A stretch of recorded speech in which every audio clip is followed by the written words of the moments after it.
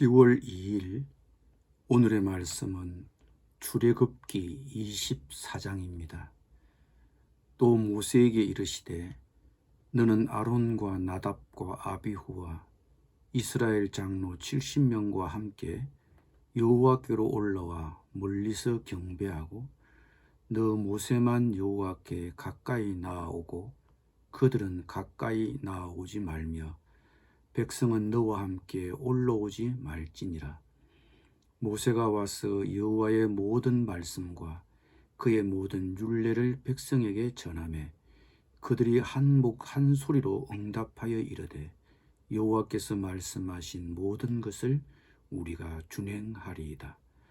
모세가 여호와의 모든 말씀을 기록하고 이른 아침에 일어나 산 아래에 제단을 쌓고 이스라엘 12지파대로 12기둥을 세우고 이스라엘 자손의 청년들을 보내어 여호와께 소로 번제와 화목제를 드리게 하고 모세가 피를 가지고 반은 여러 양푼에 담고 반은 제단에 뿌리고 언약서를 가져다가 백성에게 낭독하여 듣게 하니 그들이 이르되 여호와의 모든 말씀을 우리가 준행하리이다.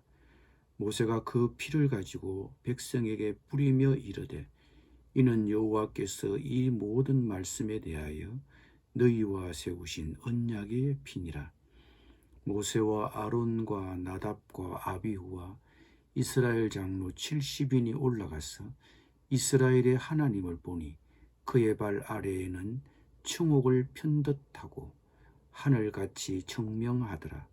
하나님이 이스라엘 자손들의 존귀한 자들에게 손을 대지 아니하셨고 그들은 하나님을 뵙고 먹고 마셨더라. 여호와께서 모세에게 이르시되 너는 산에 올라 내게로 와서 거기 있으라. 내가 그들을 가르치도록 내가 율법과 계명을 친히 기록한 돌판을 내게 주리라. 모세가 그의 부하 여호수아와 함께 일어나 모세가 하나님의 산으로 올라가며 장로들에게 이르되 너희는 여기서 우리가 너희에게로 돌아오기까지 기다리라. 아론과 훌이 너희와 함께하리니 무릇 일이 있는 자는 그들에게로 나아갈지니라 하고 모세가 산에 오르매 구름이 산을 가리며 여호와의 영광이 시내산 위에 머무르고 구름이 엿새 동안 산을 가리더니 일곱째 날에 여호와께서 구름 가운데서 모세를 부르시니라. 산 위의 여호와의 영광이 이스라엘 자손의 눈에 명렬한 불같이 보였고 모세는 구름 속으로 들어가서 산 위에 올랐으며 모세가 40일 40야를 산에 있으니라. 아멘.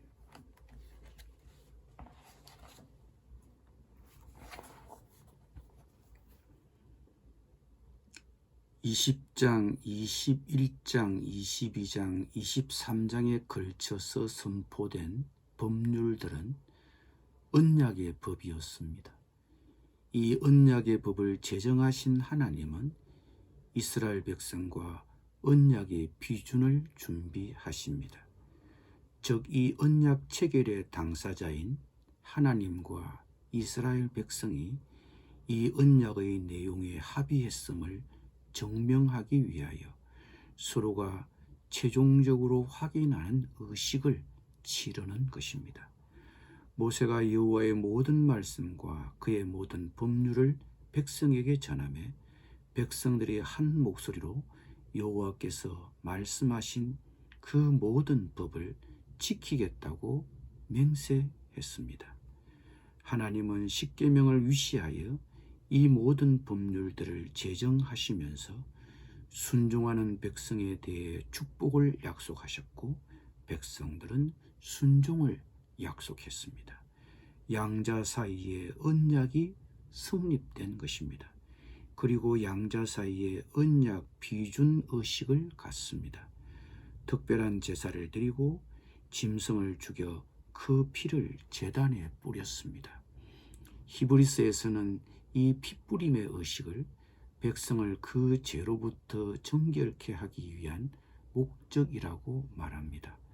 언약에 참여하려면 먼저 제사함을 받고 정결케 되어야 했습니다. 짐승이 흘린 피는 한 생명이 다른 생명을 위해 대신 죽어 주었다는 증거였습니다. 물론 구약에서 짐승의 대속의 죽음은 예수 그리스도의 대속의 죽으심을 고대하는 일시적인 예표였습니다. 자신을 대신하여 죽은 이 짐승의 핏부림으로 이스라엘 백성들은 하나님께 나아갈 수 있었습니다. 한편 제단에 뿌린 이 피는 하나님과 이스라엘 백성, 이 언약을 비준하는 두 당사자가 사실상 목숨을 걸고 그 언약을 지키겠다는 맹세의 뜻도 포함되어 있습니다. 이 핏부림의 의식 후 이 언약 비준을 축하하는 교제의 식사를 했습니다. 이렇게 함으로 하나님과 백성 사이의 언약 비준 절차는 공식적으로 끝나는 것입니다. 이렇게 하나님과 백성 사이에 언약을 비준하는 공식적인 절차가 끝나자 하나님은 율법과 계명을 기록하신 돌판을 주시고자 모세를 산으로 부르셨습니다. 그 산에서 모세는 40일, 40야를 머무르게 됩니다. 성경에서 어떤 숫자는 특별한 의미를 갖습니다. 40이라는 숫자는 이스라엘 역사의 중요한 장면에서 거의 매번 나타납니다. 노아의 홍수, 가나안의 정탐꾼을 파견했을 때, 엘리야가 호렙산으로 갈 때, 예수님께서 광야에 가셨을 때, 그리고 예수님의 부활과 성천 사이의 기간 등에서 나타납니다. 물론 이 상징적 숫자를 정확하게 문자 그대로 받아들일 필요는 없겠지만 완성의 숫자, 적절한 양의 시간의 의미로 이해가 됩니다. 오늘 하나님과 이스라엘 백성 사이의 언약 비준 의식이 우리에게 주는 메시지는 무엇일까요? 우리 역시 핏부림의 정결 의식을 거쳐 하나님께 나아갈 수 있게 되었습니다.